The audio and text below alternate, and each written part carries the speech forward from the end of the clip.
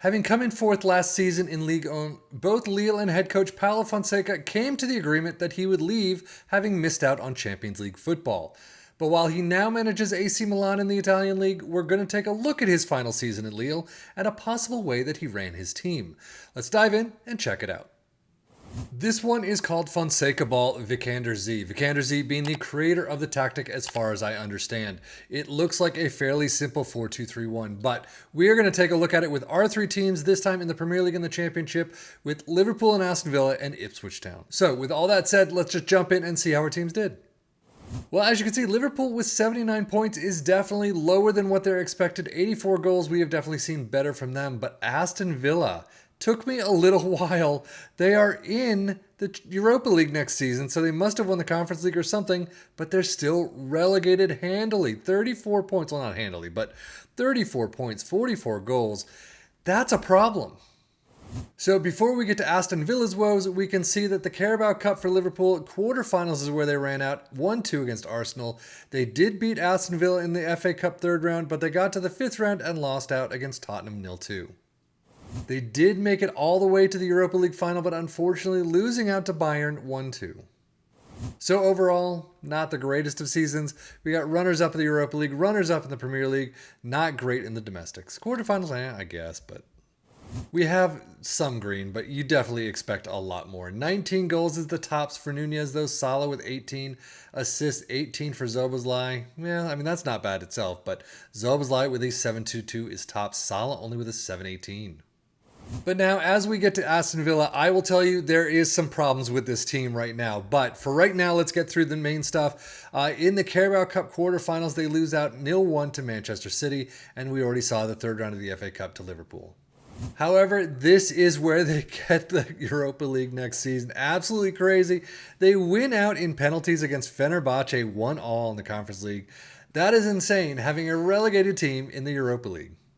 So overall, I mean, the Premier League is absolutely awful. I mean, the only way worse is 10 points lower than Luton. But winners of the Conference League is fantastic. Everything else, I mean, just getting quarterfinals of the Carabao Cup. That's pretty nice. So yeah, definitely not expecting good things here. But 14 goals for Diaby is tops. Assists Digne with only 11.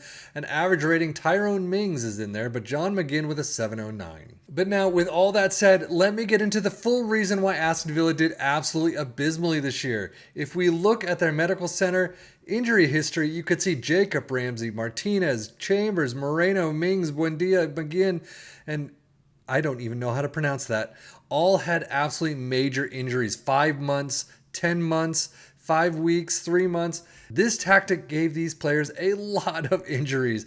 This was insane. I mean, moderate for T. Elements a couple of times, 3 weeks apiece. Digne with another one. Something happened with this team where they just died. I mean, their legs kicked out on them and they just couldn't play anymore. So that is what I'm attributing this poor form to. I'm sure there's other things, but overall, this really killed it for them. Data hub for Liverpool looks pretty nice, somewhat pretty attacking and dribbles right there.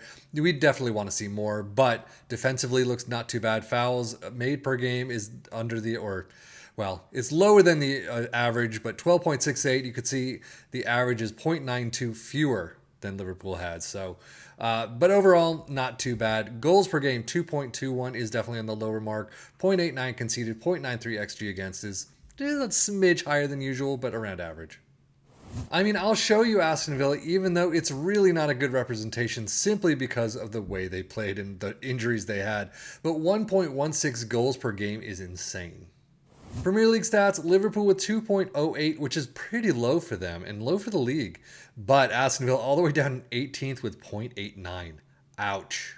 But now to the rest of the Premier League stats. While this is definitely going to be a Liverpool-heavy set of numbers, the Aston Villa is actually in there a couple of times. But most goals, Liverpool in second with 84, only 2 down from Man City. That's pretty weird. But in third with 269 fewer shots against.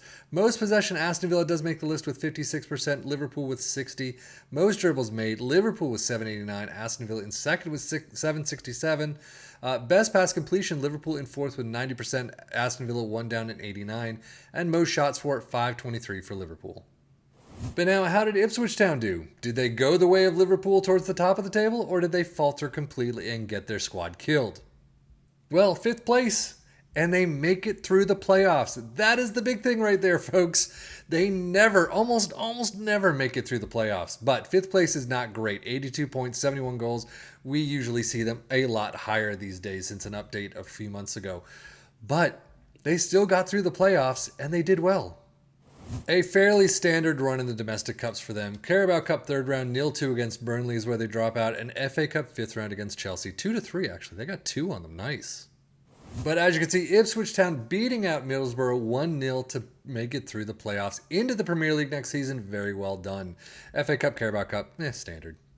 Squad-wise, they actually have a couple of green, I guess, but George Hurst with 21 goals, 51 appearances, that is insane because he usually doesn't play anywhere near that much. But 13 assists for Leif Davis, 7-3-4 for Nathan Broadhead. Championship stats, 6th place in points per game with 1.67. Most goals, tied for 6th with 76. They're definitely low on that mark. Fewest shots against in 4th with 386. Most possession, 57%. Most dribbles made in 2nd with 977. Best pass completion in 6th with 90%. And most shots for in 8th with 519.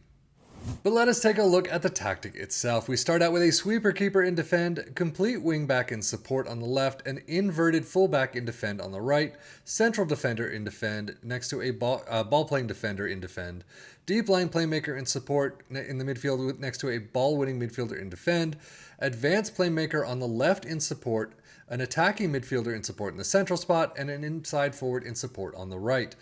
A complete forward, in attack up front. Attacking mentality, in possession, attacking width is fairly wide. Approach plays pass into space, underlap on the left, but focus play down the right. Play out of defense. Passing directness is shorter. Tempo is standard. Mix crosses. Work the ball in the box and run at defense. In transition, counter press, counter, distribute quickly, distribute to the back line, and take short kicks. And then out of possession, a high press line of engagement, a higher defensive line, trigger press much more often, prevent your goalkeeper distribution, and get stuck in. But now, how did this tactic do for our 3 teams? Well, let's start with Ipswich Town. 5th place, they got through the playoffs. That's the absolute plus right there. Unfortunately, they're in 5th place. Not the greatest of spots for them, but only 3 points off of 2nd place Bristol City. If you took control of this, as I always say, you could probably do a lot better. Turn some of these draws and losses into actual points. But it's okay. I wouldn't say it did them any fantastic wonders this time around. And if we look at Aston Villa and Liverpool, well, yeah, Liverpool got it. 2nd place for them is not too bad. 79 points, 84 goals, definitely lower than what we usually see these times around. Aston Villa, it was just a fluke season for them. 19th place is insane. I don't think that has anything to do with the tactic itself. I think it has to do with everybody got injured time and time again, and some majors. So they just didn't have the squad anymore, and we don't have transfers turned on, so they're not bringing a whole bunch of people in or letting people go. So they really had to deal with these players that are just sitting on the bench or injuries and the medical center and all that. So it didn't work for them. But overall, I would say this was kind of an average tactic to this save at least. Don't forget, if you did your own match shouts, training, transfers, things like that, you could do a bit better here. But in this save, it didn't work all as well as we'd hoped. But that is it for me, 7FM, for the Football Manager blog channel, saying thank you as always for watching. Take care and enjoy.